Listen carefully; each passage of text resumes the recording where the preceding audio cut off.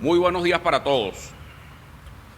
¿Cómo es posible que 300.000 y probablemente 600.000 venezolanos, herederos de la reserva petrolera de gas, oro y coltán más importante del continente, estén siendo tratados como migrantes ilegales y atropellados? ¿Alguien puede explicar eso? Que los herederos de una fortuna petrolera y minera estén pasando trabajo y perseguidos por una policía migratoria. Eso es lógico, eso es de sentido común. Pues no, aquí las sanciones externas e internas están asfixiando y asfixian y asfixiaron a los venezolanos. Por eso venimos hoy a proponer 5 reformas urgentes para frenar la pobreza y el alto costo de la vida, que son los causantes auténticos de la migración. El levantamiento parcial de algunas sanciones externas, y aprovecho para exigir el levantamiento total de las sanciones económicas contra Venezuela. Pero sin duda alguna, si nosotros no levantamos las trabas internas, de nada van a servir el levantamiento de esas sanciones externas. El pueblo venezolano seguirá pagando el precio de una economía estancada. Ese precio cada vez es más caro y se llama migración. Necesitamos reglas claras, impuestos justos, menos burocracia y garantías para quien quiera trabajar en Venezuela sin miedo a la quiebra y sin miedo a la corrupción. La única manera, Mr. Grenell, señor Trump, la única manera de detener la migración no es con la represión, ni de aquí ni de allá, es sembrando esperanza en los venezolanos. Y eso se traduce en poder lograr mejoras y avances de fondo en educación pública, salud pública eficiente, seguridad social desde la productividad y no desde el rentismo ni desde el simple extractivismo. Venezuela tiene que dejar de ser un pobre campo minero, porque el recurso más importante de Venezuela es su gente y la generación de conocimiento. Aquí no podemos seguir exigiéndole a un pueblo que se inmole en nombre de soberanías y discursos arcaicos y no migre por conflictos políticos cuando está pasando hambre y necesidad. Las guerras políticas internas deben alejarse del bolsillo de los venezolanos de una vez por todas. Estamos hoy frente a una gran oportunidad. No podemos dejarla pasar. Venezuela se le están abriendo un mar de oportunidades. Mientras la administración de Estados Unidos flexibiliza algunas sanciones que le han hecho mucho mal a los venezolanos, aquí se continúa con un viejo esquema obsoleto que son como sanciones internas que destruyen la inversión, ahogan la producción y mantienen a millones de familias en la pobreza. Bienvenido, señor Grenell, en nombre de la oposición independiente venezolana. Pero eso no es suficiente. Hay que curar las heridas generadas por un aparato burocrático arcaico que aleja la inversión y nos mantiene en el atraso.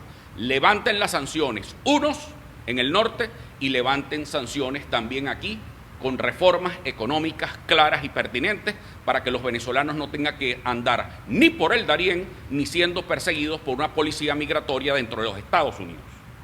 Por ello proponemos 5 reformas urgentes aquí para rescatar la dignidad de los venezolanos y sembrar esperanza en los venezolanos para que no se tengan que estar yendo ni para España, ni para Europa, ni para Colombia, ni para Argentina, ni para Estados Unidos. 1. Reforma inmediata de la ley de hidrocarburos. Si los inversionistas pueden irse, mira, aquí no estamos en los años 40. En los años 40 Venezuela era el único país que producía petróleo. Era el único, y no competíamos prácticamente con nadie, ni siquiera los países árabes estaban produciendo. Y como una medida excelente por parte del presidente Medina, logramos levantar la producción con la ley del 50-50. Pero resulta ser que ahora, después de tantos años, tenemos mucha competencia alrededor. Para nosotros incentivar la producción petrolera en Venezuela, no solamente hacen falta levantar las sanciones, sino que tenemos una legislación en materia de hidrocarburos totalmente atrasada. Eso tiene que legislarse ya. Estamos compitiendo con Brasil, estamos compitiendo con México, estamos compitiendo con Guyana y por supuesto con el robo de petróleo que hace Guyana, y estamos compitiendo con otros países de la región, pero necesitamos ser atractivos para levantar la producción de petróleo. Tenemos que levantar esa sanción interna. Imagínense ustedes que el sector petrolero de Venezuela, históricamente el pilar de nuestra economía, sufre de desinversión también. ¿Por qué? Porque lo que se llama el take gubernamental, es decir, lo que la carga fiscal que tiene el Estado es superior al 80% para el que viene a invertir acá.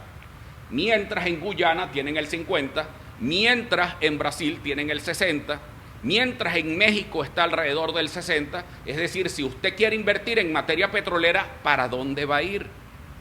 Pues se va a ir al que es más barato. Usted sale a buscar queso y se va a ir no al puesto más caro del mercado, usted va a ir donde consigue el más barato. Entonces tenemos que dejarnos de esas viejas trabas y de las cosas obsoletas para mejorar la calidad de vida de los venezolanos, para que no se nos vayan.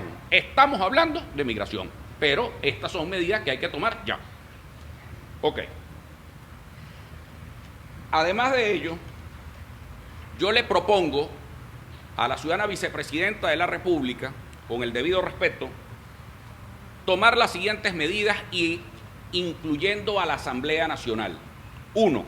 Codificar las prácticas existentes con los socios internacionales, es decir, el marco operativo con Chevron, por ejemplo. Se necesita una ley para garantizar la seguridad jurídica de los inversionistas extranjeros o incluso de inversionistas venezolanos que traigan recursos económicos y tecnológicos a Venezuela. Tenemos que reducir, segunda propuesta en materia de hidrocarburos, reducir la carga fiscal al 50 o 60%. Y esto no se trata de un insulto al nacionalismo, ni mucho menos. Esta organización es nacionalista, pero necesitamos competir con nuestro y ser competitivos frente a nuestros vecinos. Para eso necesitamos reducir esa inmensa carga fiscal de cuando éramos que obedece a otra época y a otro país. También les propongo los contratos de estabilidad jurídica y tributaria, que se firmen contratos de estabilidad jurídica y tributaria con esas empresas extranjeras y nacionales que garanticen la inversión y que no se vayan apenas lleguen. Es decir, evitemos también los capitales golondrina. Pero ¿cómo hacemos eso? Bueno, eso lo hacemos dándole estabilidad y confianza a la gente. Tenemos que levantar la confianza. Señores, la confianza es la palabra clave del siglo XXI. Si no hay confianza, no va a haber inversión, así nos levanten las sanciones. El impacto esperado de estas medidas que le estoy proponiendo es elevar la producción a 3-4 millones de barriles diarios de petróleo.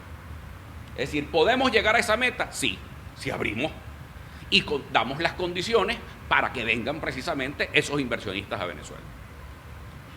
Segunda propuesta, vamos a una mayor apertura del mercado del gas.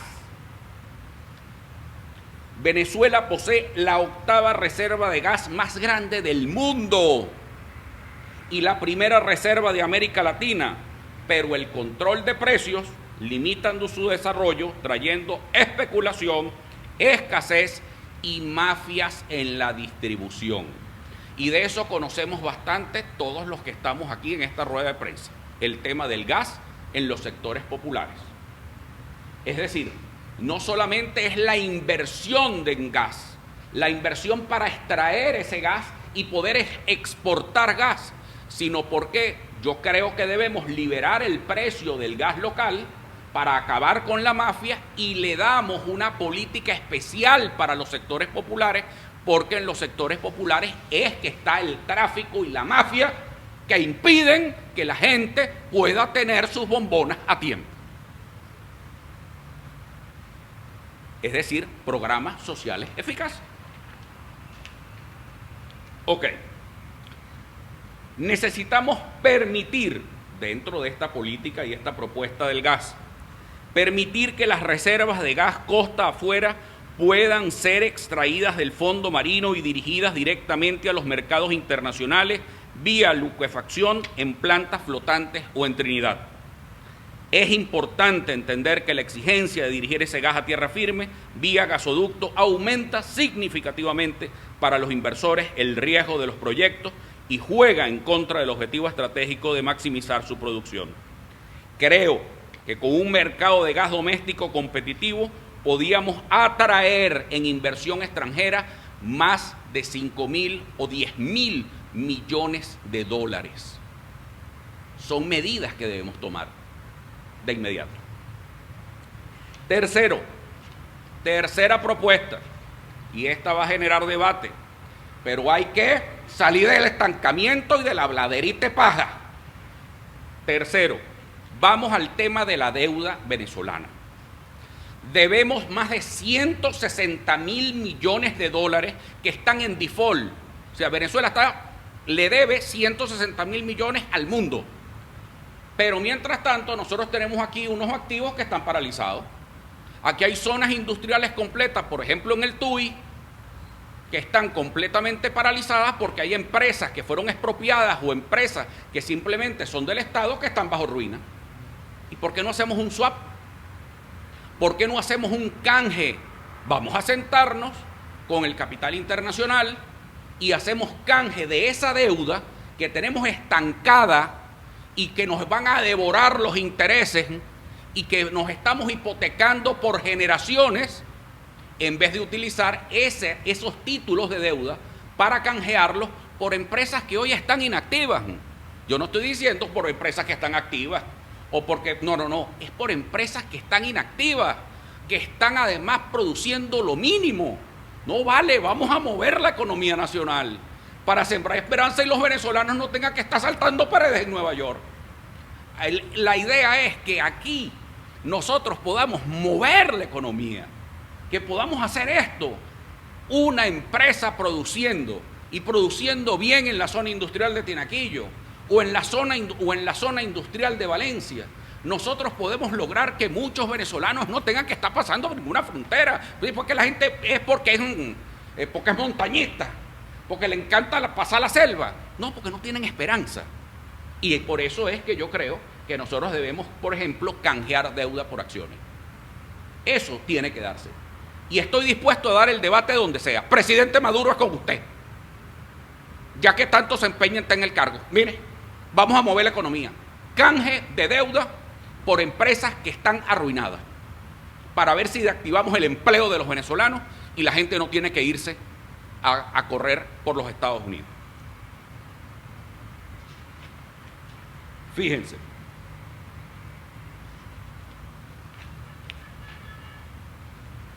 Aquí déjenme decirles que el impacto esperado de una medida como esta, nada más esto, es la reducción del total de nuestra deuda externa, la reactivación de la producción industrial y la obtención de beneficios para el sector privado. Empleo digno para la gente. Cambiamos deuda por empleo digno. ¿De qué nos valen tener ese default afuera si tenemos una cantidad de bienes activos aquí que están sin hacer nada?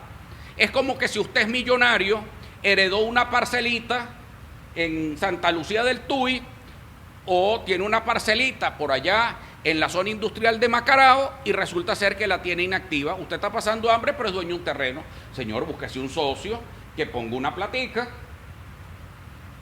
y ponga a producir su tierrita, más nada. Eso es lo que nosotros estamos en lenguaje castellano proponiéndole al presidente de la República y al gabinete económico. Cuarta, reforma tributaria. Miren, yo quiero de verdad hacerles entender, impuestos altos significa alta evasión. Mientras haya una sobrecarga fiscal en Venezuela y tengamos esa pesadilla que significa abrir y formalizar un negocio en Venezuela, no vamos a tener empleos dignos y la gente también se va a querer ir. Ese es el problema de fondo. Aquí tú sales de tu casa porque tienes un emprendimiento y vas a montar un negocio y te caen las 7 plagas de Egipto. Eso no puede continuar, porque esa carga impositiva trae corrupción, esa alta carga impositiva trae problemas. Entonces de inmediato, vamos a bajar, porque estamos recuperando la economía. Si tuviésemos una economía fuerte, le dijera, vamos a gravar, vamos a aumentar la carga fiscal, porque tenemos que aumentar las pensiones. Perfecto. Pero aquí resulta que aumentamos una carga fiscal supuestamente para las pensiones y aumentó la carga fiscal, pero no aumentaron las pensiones. ¿Dónde están esos reales? Entonces vamos a comenzar a ponerle orden a esto. Necesitamos incentivar la actividad económica. Para incentivar la actividad económica se necesitan impuestos bajos y facilidad de pago para la gente. Primero, reducción progresiva de los impuestos corporativos. Mire, no puede ser que en el resto del continente sean más competitivos que nosotros. Cuando el resto del continente está entre 20, 25, nosotros aquí es 42. Pero y que estuviéramos en Europa con una economía industrializada. Si queremos atraer inversionistas, tenemos que bajar los impuestos, ¿o no? Hay que bajar los impuestos. Pero baje los impuestos para que haya más dinero. Pues si bajas los impuestos vas a tener más contribuyentes y más dinero. Sí, baje los impuestos y va a tener, el fisco nacional va a tener más dinero. ¿Por qué? Porque reactivaste la actividad económica. Bien. Hay que revisar esa cantidad de cargas parafiscales que tiene el Estado venezolano, que además no es sobre ganancias, sino ventas brutas. Y eso, por supuesto, hace que las industrias o los comercios y los pequeños comercios quiebren. Eso es una cosa. Lo que estoy diciendo no suena sentido común, es sentido común, que no es el más común de los sentidos, y en Venezuela menos. Con un mayor cumplimiento tributario, porque tienes una baja imposición y una facilidad en los trámites, vas a incrementar y vas a tener un mejor clima de negocio. Quinta propuesta: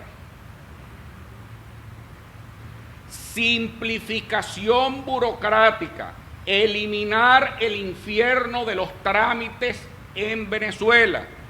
Para el año 2020, según el Banco Mundial, estábamos en el puesto 178 de 180. Imagínense ustedes en lo que significa carga burocrática para Venezuela. Pero la Heritage Foundation acaba también, en un informe de 2023, dice que estamos en el 174 de 176 países de libertad económica. Entonces, ¿quién va a venir a invertir para acá? Es decir, que hay que levantar las sanciones, señor Trump. Nosotros estamos en contra de las sanciones económicas contra Venezuela. Ha sido una torpeza y una generadora de corrupción esas sanciones externas. Se convirtieron en un negocio las sanciones contra Venezuela, pero hay unas trabas internas que también generan corrupción y que también generan ese desastre que hace que los venezolanos no tengan esperanza y tengan que irse para otros países. Ese es el problema de fondo.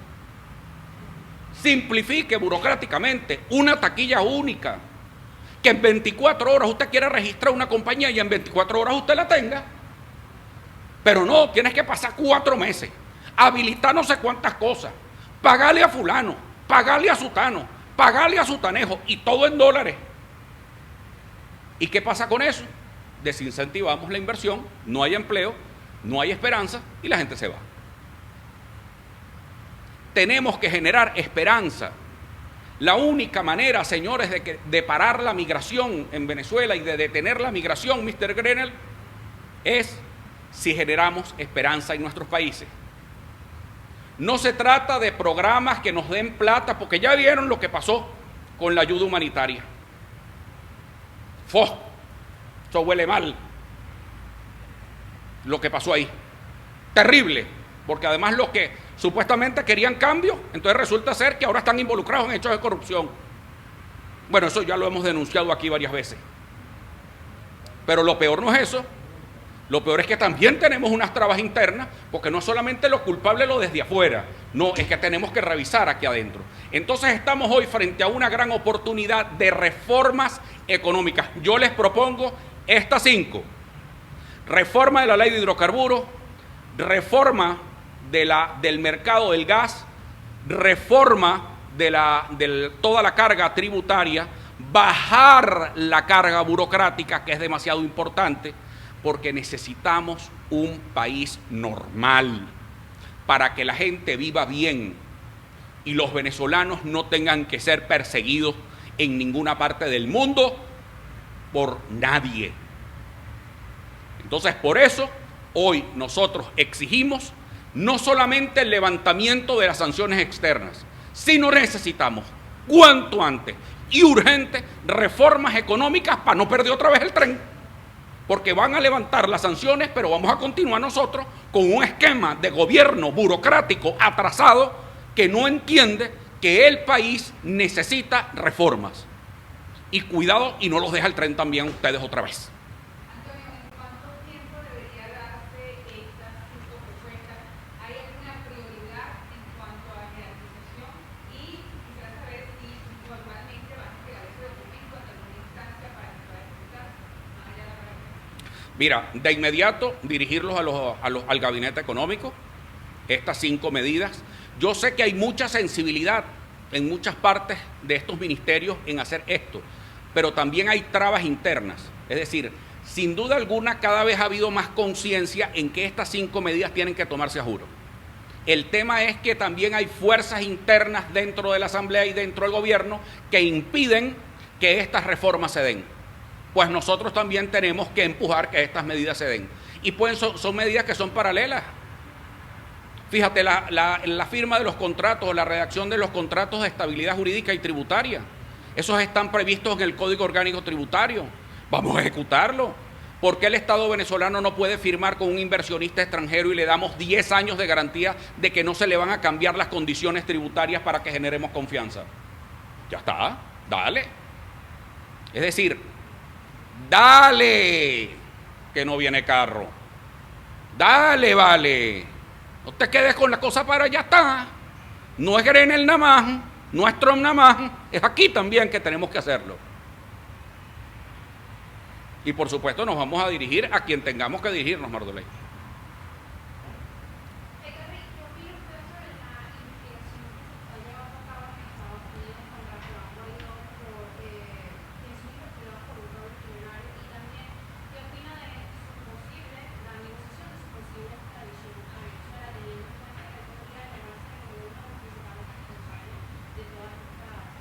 Bueno, fíjate.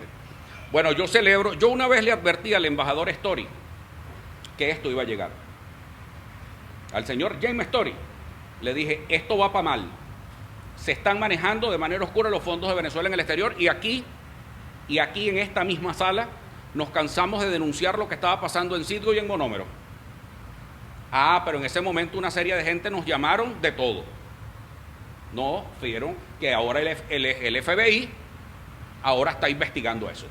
Pues bien, bueno que investiguen, porque allá hay tribunales y hay seguridad jurídica. Ustedes tienen que investigar, porque ese lado oscuro de la sombra, de la cantidad de dinero que se manejó, ¿dónde está? O sea, yo quiero que me digan, ¿dónde están? Imagínense ustedes, estamos hablando de miles de millones de dólares que se manejaron. Aquí hay que hacer una auditoría completa a Citgo. Yo todavía no he visto los resultados de la auditoría y esto va con el gobierno. ¿Dónde está la auditoría a Monómeros? ¿O es que ustedes también se van a hacer cómplices de la administración también de Guaidó con Monómeros? Porque no los he visto. Entonces, aquí hay que investigar a todo el mundo. Y por supuesto, hay que investigar a PDVSA. Es decir, aquí hay que investigar a todo el mundo. Llegó el país, mira, el país no aguanta más.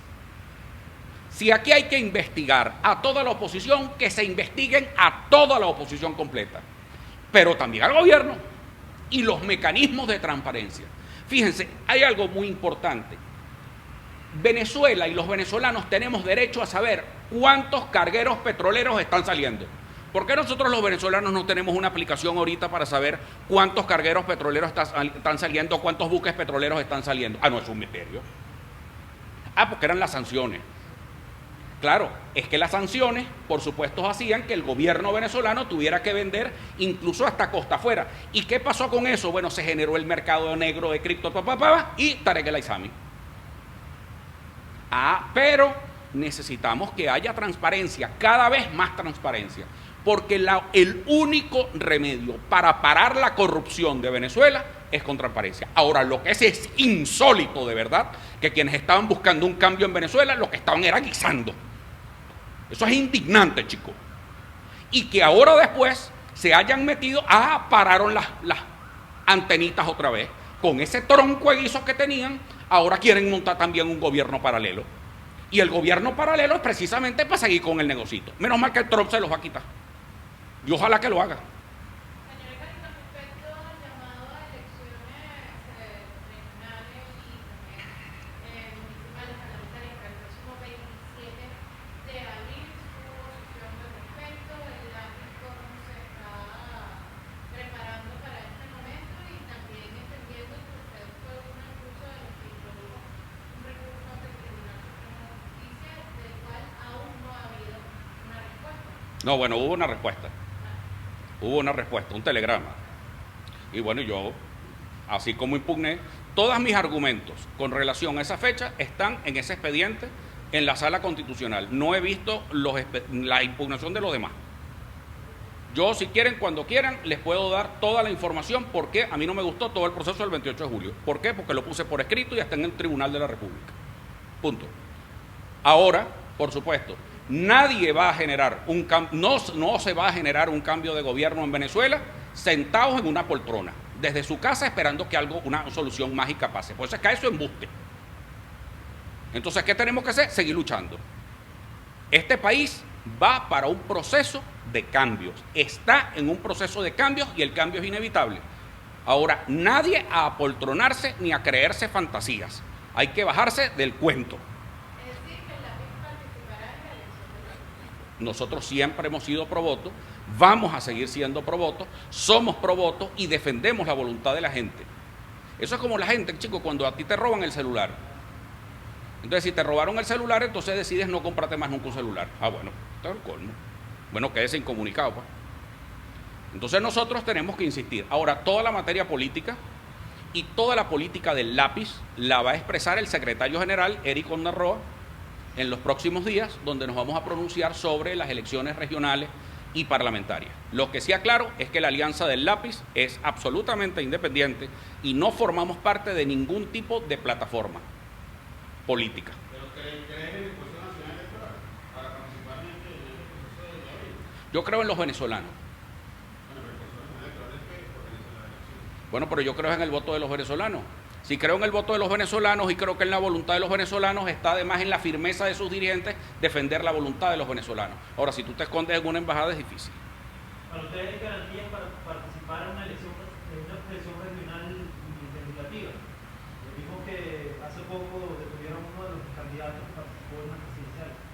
Con todo lo que tiene que ver con los presos políticos, ustedes saben muy bien que desde esta plataforma, de aquí mismo, nosotros hemos dicho que nos íbamos a ocupar del tema de los presos políticos y lo hemos hecho. Y lo hemos hecho con todo, eso sí, sin pantallería, sin micrófonos.